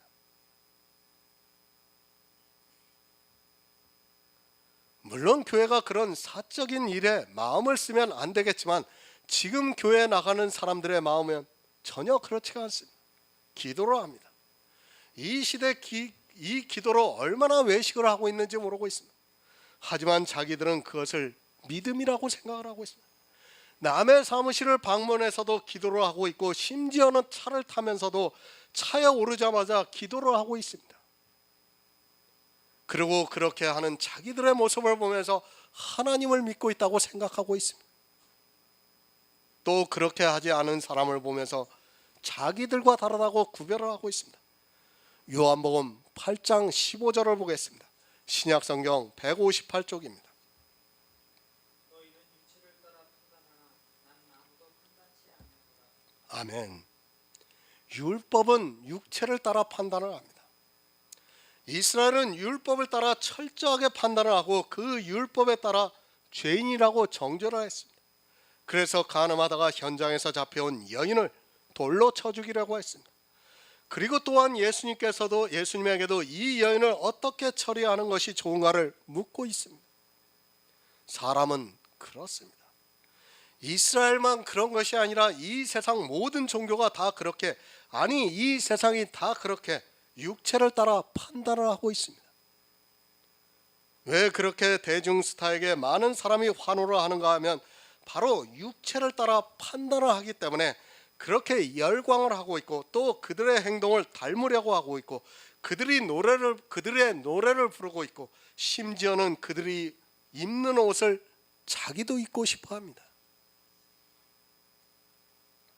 다 육체를 따라 판단을 하기 때문입니다. 나쁜 것 역시도 육체를 따라 판단을 하지만 좋은 것 역시 그렇게 육체를 따라 판단을 하기 때문에 자기 눈에 보이는 좋은 것이 있으면 더욱 집착을 하고 있습니다. 이스라엘이 자기 죄를 보았다면 과연 현장에서 간음하다 잡혀온 이 여인을 예수님께 끌고 왔겠습니까? 자기들의 육체의 좋은 것만을 보았기 때문에 이런 행위들을 하고 있는 것입니다. 이것이 세상입니다. 그런데 교회가 세상보다 더 육체를 따라 판단을 하고 있고 그것을 정당화하고 있습니다. 그 이유는 바로 율법주의에 빠져들어 있기 때문입니다. 자기는 아니라고 해도 율법을 지키고 있고 그 율법이 그런 사상으로 만들어버리고 있다는 것을 바로 알아야 합니다. 육체는 분명히 차별이 있습니다. 돈을 많이 가지고 있는 사람과 적게 가지고 있는 사람은 분명히 차별이 있습니다. 좋은 차를 타고 다니는 것과 그렇지 못한 것을 보면 자기는 아니라고 해도 차별을 마음속에서 하고 있습니다. 내가 차별을 하고 싶어서 하는 것이 아니라 자연스럽게 육체를 보는 순간 차별이 되게 되어 있고 그런 사상이 바로 율법주의에서 나오는 것입니다. 이 세상 모든 종교 그리고 이 세상의 모든 학문은 다 율법주의라고 생각을 하면 맞습니다. 이것이 악한 일입니다. 죄인이 죄인을 정죄할 수 있겠습니까? 그러나 율법주의에 빠져 있는 사람들은 자기들이 지키고 있는 율법의 모양이 너무 좋기 때문에 정죄를 하고 있습니다. 실제는 그것이 얼마나 악한 일인데도 그것을 모르고 자기네들은 의롭게 살고 있다고 하면서 오히려 죄인들을 보고 정죄를 하고 있습니다. 사실 죄인은 구원을 받을 수 있습니다. 그러나 악인은 구원을 받을 수 없습니다. 악을 행하는 그들이 죄인을 정죄하고 있는 참으로 안타까운 현실이 지금 교회 안에서 일어나고 있습니다. 판단을 하고 있는 거예요. 자기들이 행하는 악을 보면서 죄인을 판단하고 있습니다. 물론 전혀 안 할 수는 없습니다. 사람이 어떻게 눈으로 보이는 것을 판단하지 않을 수 있겠습니까? 그러나 복음 안에 있는 성도라면 그런 판단을 스스로 자제를 하고 있습니다. 내가 하더라도 이것이 악한 일이구나 하면서 다시 마음을 추스리고 그런 악한 생각을 하지 않으려고 합니다. 그러나 율법주의에 빠져 있는 사람들은 법의 잣대로 보고 있기 때문에 그런 생각을 전혀 하지 못하고 있습니다. 늘 제가 강조를 합니다. 죄인이 될지언정 악인이 되어서는 안 됩니다. 그것처럼 불행한 일이 없다는 것을 알아야 합니다. 이 세상에 있는 죄인은 되어도 교회 안에 들어와 악인이 되어서는 안 됩니다. 내가 악한 생각을 하고 있는 자체가 그것을 실행하는 것이 바로 악한 일이며 악인이 되는 것입니다. 그러나 모릅니다. 이 세상에 악한 사람은 자기가 어느 정도 악하다는 것을 인정하지만 교회 안에 있는 악인은 전혀 깨닫지 못합니다. 예수 그리스도를 십자가에 못 박아 죽이면서도 자기들이 하나님을 위해서 일한다고 생각을 하는 것이 바로 교회 안에서 행하는 악입니다. 지금도 예수 그리스도를 십자가에 죽이는 일은 하지 않지만 십자가의 은혜를 거절함으로써 다시 예수 그리스도를 십자가에 못 박고 있고 현저히 욕을 보이고 있습니다. 서로 구별하지 마시기 바랍니다. 내 눈으로 보는 모든 것은 내 눈이 보고 그것을 구별하고 있습니다. 겉으로는 안 할지 몰라도 내 마음에서 이미 하고 있다면 그것은 악한 생각이 되고 있는 것입니다. 내 눈이 보고 있고 또 그것이 마음에서 판단을 하고 있다면 그것이 나를 사망으로 끌고 가는 길이기도 합니다. 하지만 사람들은 이 악을 너무 모르고 있습니다. 죽었습니다. 다시 말씀드리지만 우리 육체는 이미 예수 그리스도와 함께 십자가에 못 박혀 죽었습니다. 그렇다면 나만 죽은 것이 아니라 이 세상 모든 사람도 죽었습니다. 그 죽은 사람을 보고 구별하고 말 것이 어디 있겠습니까? 죽은 시체는 다 똑같다는 것을 알아야 합니다. 하지만 교회 안에서 십자가를 믿지 않기 때문에 죽은 시체를 보고 구별을 하고 있습니다. 예수님께서는 아무도 육체를 따라 판단하지 않았습니다. 그가 부자가 되었던 가난한 자가 되었던 또 사형을 당하는 죄인이 되었던 아무도 판단하지 않고 그들을 오히려 불쌍히 여겨주셨습니다. 그렇게 하실 수 있었던 것은 바로 율법을 폐하셨기 때문입니다. 만약 율법이 예수님 안에 자리하고 있다면 예수님께서도 눈으로 보시고 판단하실 수밖에 없었을 것입니다. 오늘은 여기까지 하겠습니다.